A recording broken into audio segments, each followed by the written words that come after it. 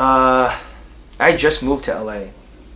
I had been here maybe about 5 months, done the waiting thing for like a couple months, did beginning of pilot season, did the whole commercial thing, and I was very fortunate. I booked a couple commercials that kept me afloat. I had a waiting job that kept me afloat, and I remember my first pilot season, I went out for a comedy. I went out for an ABC comedy pilot, and it was this really broad character that was kind of like a slightly nerdy, weird, wispy assistant, and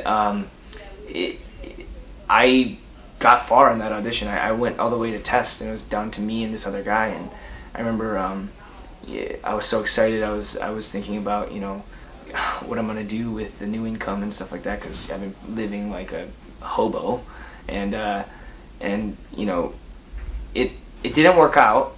That didn't work out, and it was really rough. I remember it being really terrible. But what did happen was The Walking Dead ended up coming my way about a month later, and I booked that, and that turned into The Walking Dead, and the other pilot didn't even get picked up. So, you know, I mean, it's that, in that regard, it was very lucky and a huge blessing. But, you know, in terms of how my background kind of fits into it, you know, I would say it was all preparing me for this.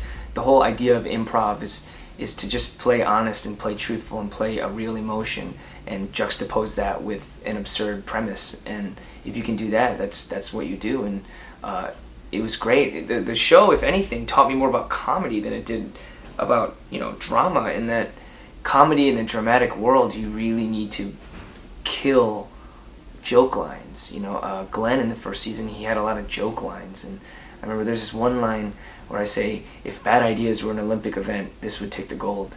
And I remember thinking, reading that line, I was like, how the hell am I going to say this without overselling it, especially in the tone that the world is supposed to be in.